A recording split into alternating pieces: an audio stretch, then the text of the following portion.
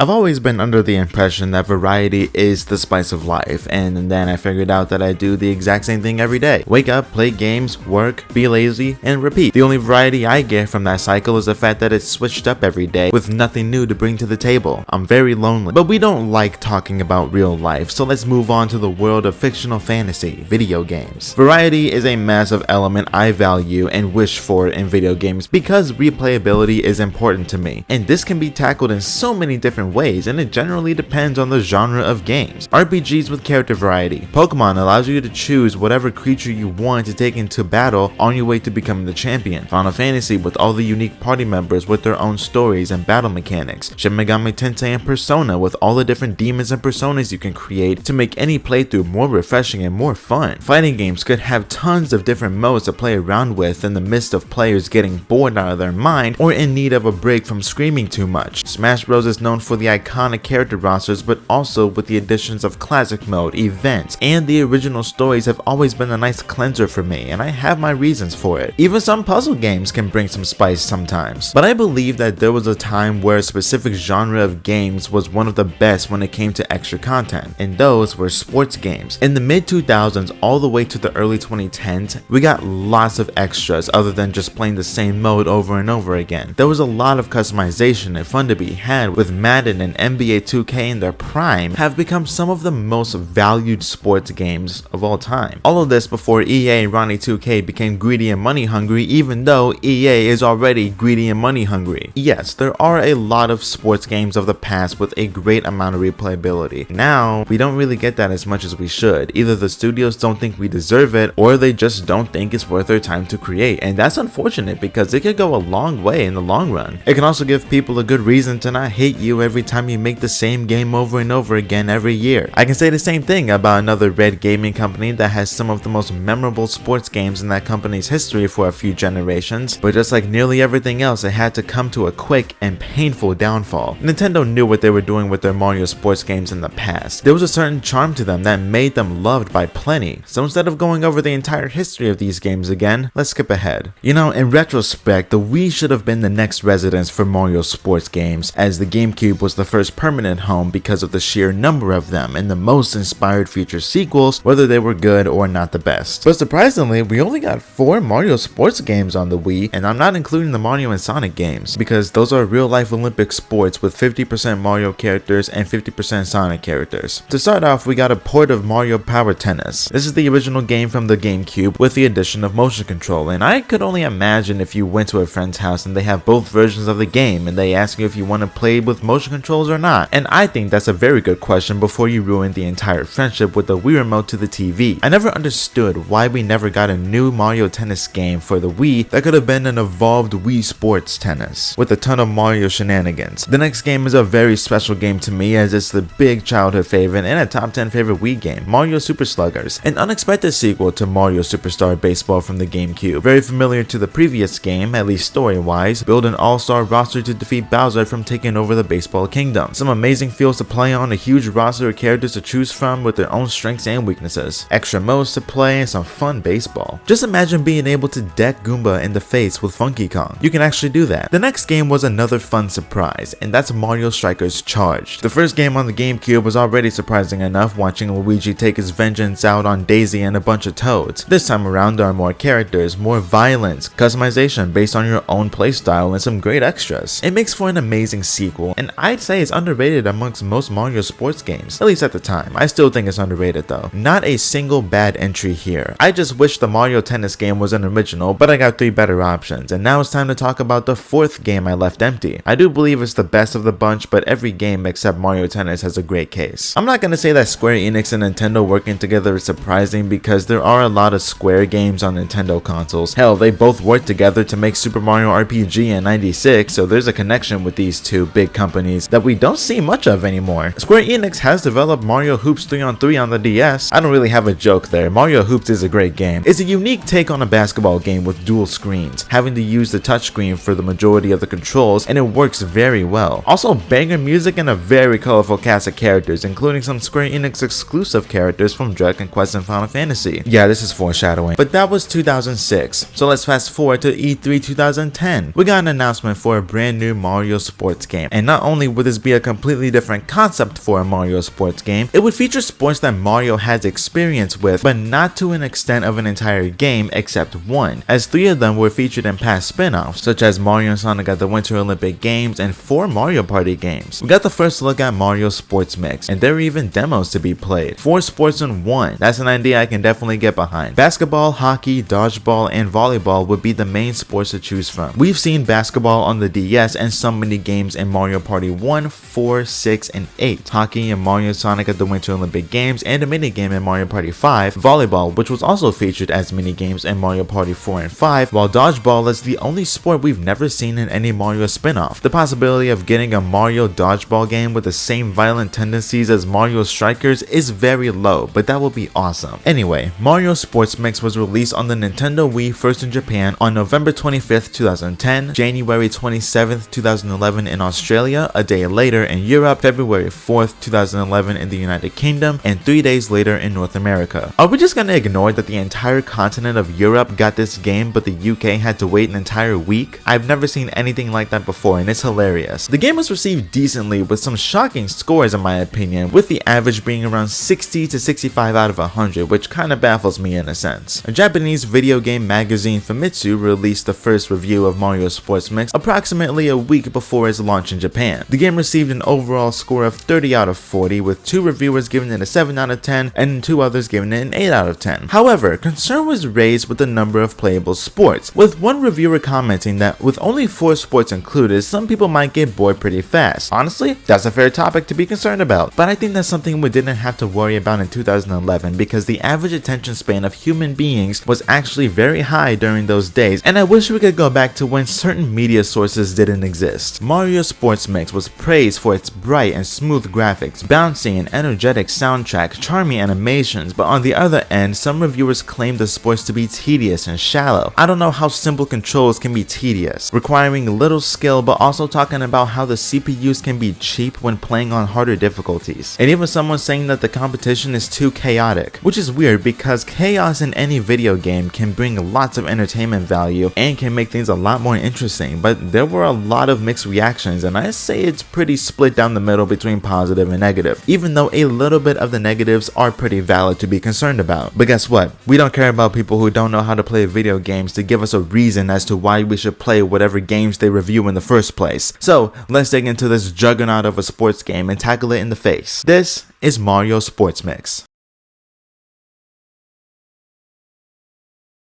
Alright, so we got 4 sports to choose from with their own gameplay. While some are better than others, I do believe there is an even scale of consistency when it comes to the quality, as I do enjoy every sport, but I do see myself playing some more than others, mainly because of the fun factor. Even though all sports can be played in a 2v2 or 3v3 setting, I'm not going to separate them because it's still the same sport. I'm also going to give these sports an overall rating out of 5 because I want to be different. That sounds familiar.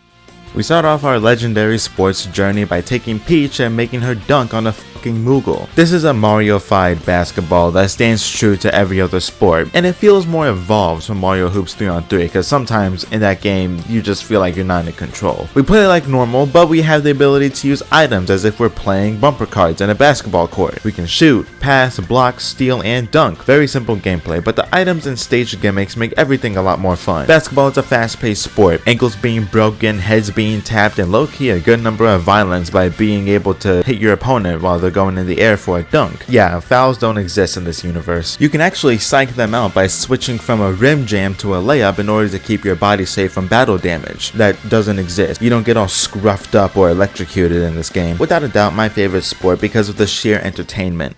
Next up, we travel up north to Canada and soon figure out that 1% of this sport is actual ice hockey while the other 99% is just field hockey. I feel led on. Imagine starting a brawl over a coin. Although, I really do love the detail and the execution of the puck being a coin. Very charming indeed. Another fast-paced sport as we skate around a huge arena, body check Diddy Kong, and have fun with the added violence of hockey. In my experience, I still love hockey, but it's not on the same level of fun as basketball, but it's still satisfying to get those trick shots. Next up, we got a low-key fast sport when it comes to overall pacing, but it kinda has to work itself out with momentum. Volleyball is a very satisfying sport to play. Everything feels powerful from the serve to the spikes. Even blocking is super impactful because of the quick time stop that signifies that you are a great defender, but bad at everything else. Items make this sport a wild ride, because if you get a green shell, you might as well get rid of it on defense because you actually have to aim at your target and hope you don't fail. But if you're like me and always forget about key elements in video games until it's too late, then be a rebel and don't use items at all. I'm not gonna stop you.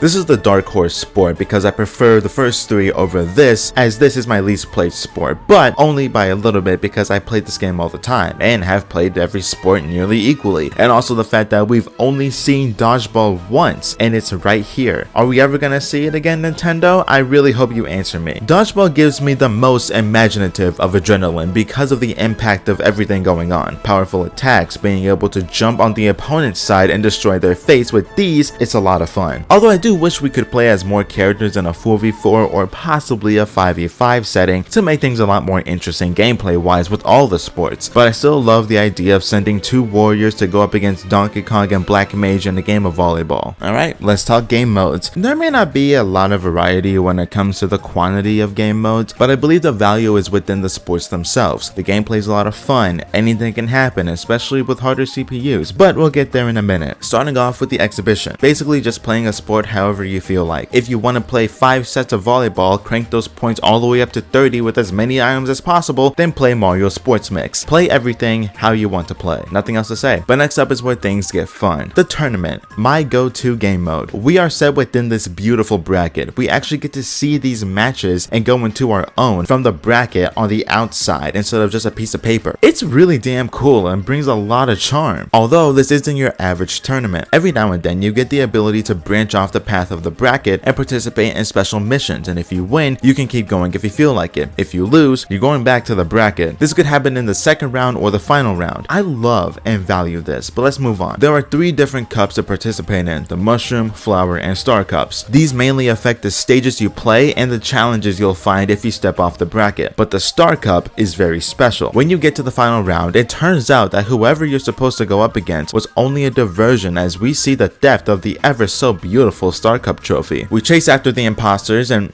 I shouldn't have said that. We chase after them and we have to win over the trophy because it can't choose between a 5'1" plumber or a 4'6" ninja. Other than that, welcome to the starship. But let's add something else to the mix. Whenever you win the Star Cup in every sport, the jewels will start floating and you'll start wondering if you're in the real world. Once they're all together on the starship, we get transported to a beautiful place on some random planet because we're definitely not on Earth anymore, and we are welcomed by Final Fantasy's own Behemoth. We have to use all the skills we've learned throughout playing the game and use them against this huge monster. Whether it be 2 players or 3 doesn't matter because it's the same fight overall. And we have to use every skill from each sport, from dunking on its head to bumping and powering up meteors to slapping it with the energy fused hockey stick and dodging all the projectiles. It's a great boss that can feel a little long-winded at times, but it's so much fun to play. Unfortunately though, in order to fight it again, you have to play an entire tournament in order to get to this boss. There isn't an extra mode where we can fight against the Behemoth whenever we want on whatever difficulty we want, but it doesn't take away from the quality. So after you win the Star Cup in whatever sport you're playing,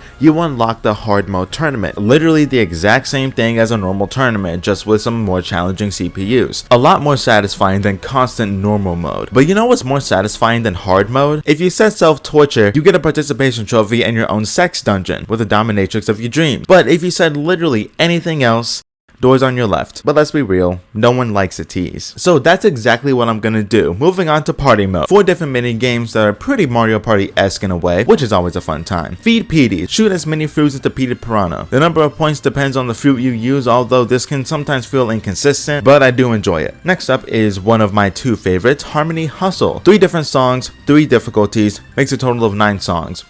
Math. There will be a bunch of multicolored balls, and it's pretty obvious that this turns into a rhythm game with sound effects of bumping red balls, both Mario music and Final Fantasy remixes. It's nice. Bob Bomb Dodge is next, and think of the Deca Sports 2 dodgeball challenge I talked about. This is a much more glorified, more fun version of that. There's a ton of crap going on, but in a good way. Bombs are everywhere, and you have to keep your health bar up for as long as you possibly can. And our final party mode is the second of my 2 favorites, and that's Smash Skate. It's kind of a watered down Smash Bros with the ability to to skate. Each course has its own gimmick. Sherbet Sea is slippery and you can punch massive ice chunks at your opponent. Reality Raft is my favorite as you don't want to get hit by bumpers and fall through the middle. And finally, Fire Mountain. It explains itself. These minigames are a nice change of pace and some really cool extra content that makes this game feel a lot more consistent. The teasing won't stop, so I'm gonna put you on the brink of climax and just pull away. Maybe I need to go to the right. Let's talk characters. This is a decent roster. More work could have been done here, but I'm not mad with what we ended up with. We got ourselves 19 characters of different archetypes. All around, powerful, speedy, technical, and tricky. This is basically a glorified Mario Tennis roster, but remember Square Enix and Nintendo worked on Mario Hoops 3-on-3, so there are no surprises here. So let's go over these fun characters. All around characters are good at everything but exceed at nothing. Mario, Luigi, Yoshi, and Ninja. Oh yeah, there are Final Fantasy and Dragon Quest characters because we had to remember Square Enix was a part of the development team. I've stated this like 15 times. Technical characters rely on their skill and brain power at the cost of hardly any physical power. Peach, Daisy, Waluigi, and White Mage can put a nice curve on a shot and make you think on your feet. Next up are the speedsters, being able to get away from any situation or becoming the saving grace of an entire match. Diddy Kong, Bowser Jr., and Toad are the lightning fast bits, but there's someone who's the Sonic the Hedgehog of this game compared to every other character. We'll get to him in a second. Next up are the powerhouse characters. Wario, Bowser, and Donkey Kong are very strong and get straight to the point with their sport, at the cost of taking forever to get to places, with Wario being the fastest out of the three. Our final archetype are literal wildcards, the tricky class. Who knows what you're gonna get? Black Mage, Moogle, Slime, and Cactar. Varied between stats, and it's pretty obvious that Cactar loves doing some cocaine. It explains a lot and makes them the most fun character in the game with blazing speed, especially in basketball and hockey with the more open stages. Slime is very powerful and fun to watch because of the transformations, although I believe there's a big missed opportunity to let Slime turn into a random character and gain their stats. Think of it as if Slime was 11 from Street Fighter V. You get a random character at the beginning of every match. Imagine how fun that would be. Or instead of that, you pick normal Slime, but depending on whatever animation you're going for, let's say in basketball for example, Slime turns into a random character for a steal or a jump shot or a block, a random character for specific animations. That would be very charming. Although if the former was implemented, aka the 11 idea, you can only choose Slime once instead of 3 times because there's a possibility that you can get 3 Moogles. And yes, that means we got Moogles instead of Chocobos.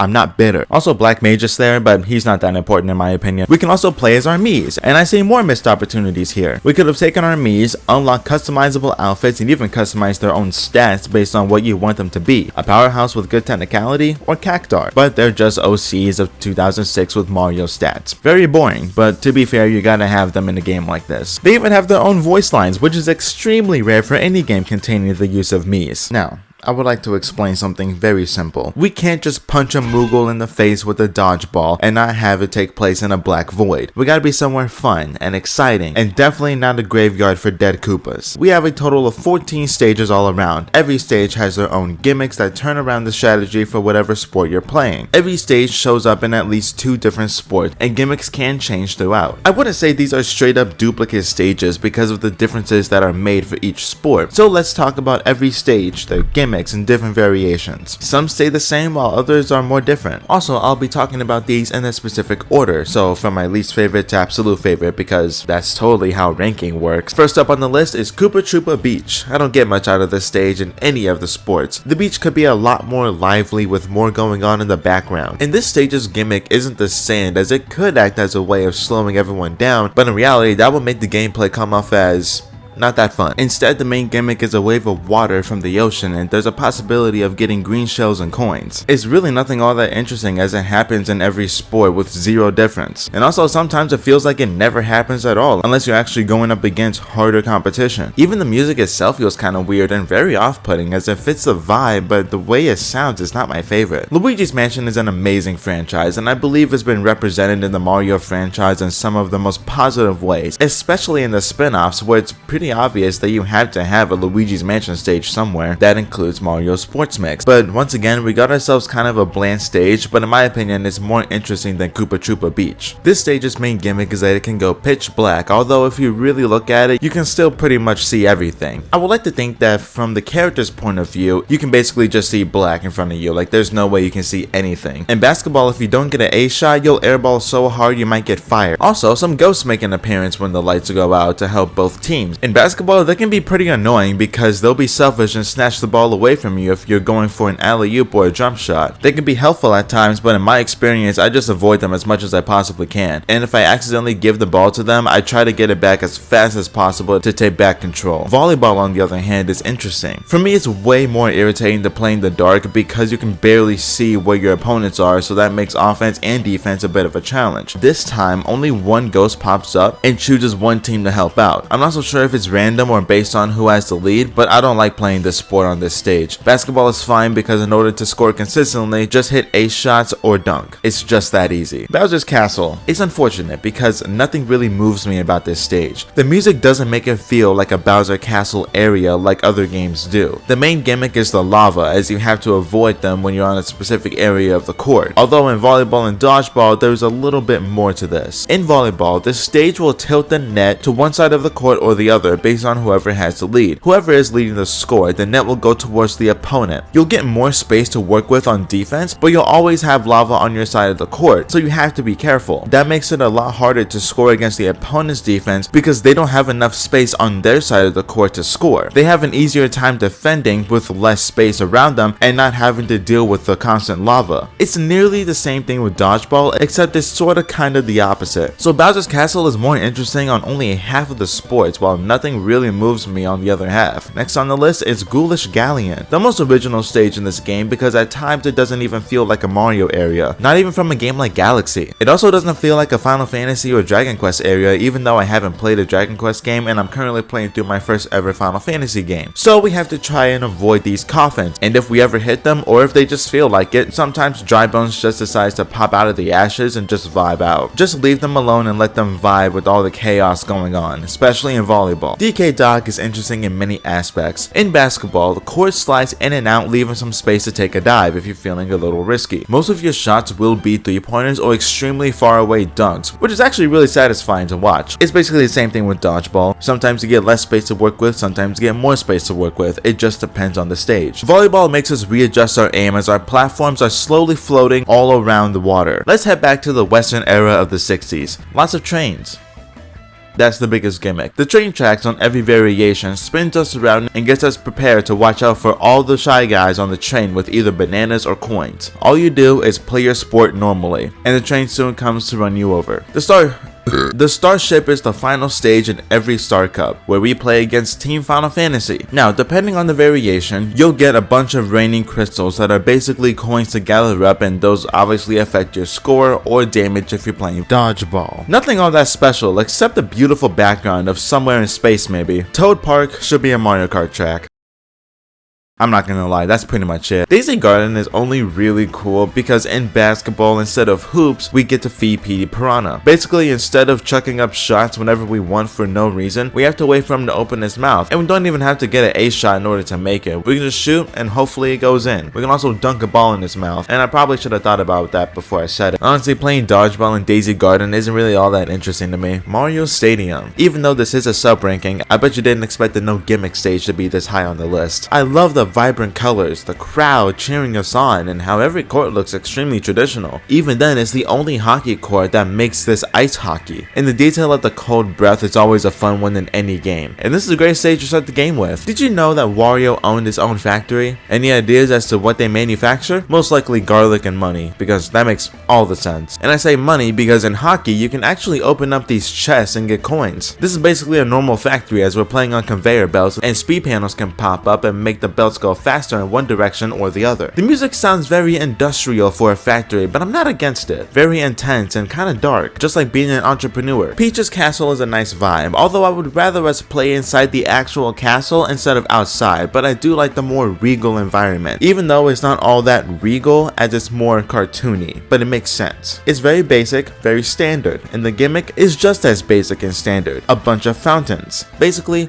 water. Sometimes you have to find a way around the water like in in volleyball, or you just have to slide in between them in basketball and hockey. If anyone could build a basketball court and put fountains around the 3-point arc, I would pay you a ton of money that I don't have in order to make it happen. While I hate him as a character, Waluigi has some of the greatest stages in all of Mario's spin-offs. I will be man enough to admit that. Waluigi Pinball in Mario Sports Mix is so much fun, mainly in hockey because of the insanity that can go down. Yes, this area can be played in dodgeball and volleyball, but it's the most fun and chaotic in hockey because of the massive pinballs that travel around the stage. Your impending doom is inevitable at the cost of a giant pinball. It's amazing and so much fun. And the final stage, in my opinion, is one of the greatest stages in all of Mario Sports, and that's Bowser Jr. Boulevard. A beautiful city street area with bright lights everywhere and the most fun and most consistent gimmick: point modifiers. There are floating panels of different variety that will affect your score, some adding 15 to 20 points to your score, being able to multiply your points by 2 to 5 times, and even losing points if you're on a negative point panel. And these are only if you shoot from them in basketball or hockey. Now when you're playing volleyball is where things get a lot of fun. It's a game of bingo. For every bingo, you achieve double the points, and if at any time during the game you get a perfect bingo card, you win that set no matter what. It's a ton of fun, brings a lot of strategy, and it's so damn charming as the courts we play on are in the middle of a massive pool. I want to see this stage come back in any type of Mario spin-off with modern graphics. It would be so beautiful. So the stages are a lot of fun. Some bring more value than others, but I think 14 isn't enough regardless of the repetition. I wish there were at least 3 stages based on Final Fantasy and Dragon Quest. That's the biggest element that's missing because we have the characters, so why not get some stages? The quality is very nice, but when you look at all the stages together, it's a very small number that I didn't expect to see. But for what we got, I'm very happy with it. Alright,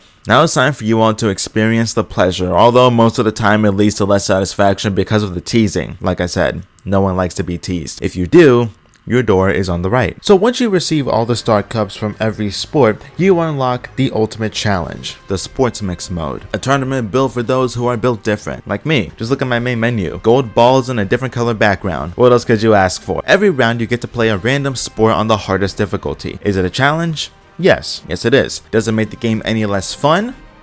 Maybe you need to go to the right if you think so. It's a thrill to seek out this amazing challenge, and after defeating Team Final Fantasy in the Star Cup, you unlock a new behemoth boss who might need to see a doctor. He's a lot more aggressive, stronger, and takes a lot longer to defeat, but it's the same strategy just for a longer period of time. Doesn't make it any less fun though. The sports mix mode is what makes this game a literal sports mix. It's a lot to admire, but unfortunately we don't get these anymore and probably never will.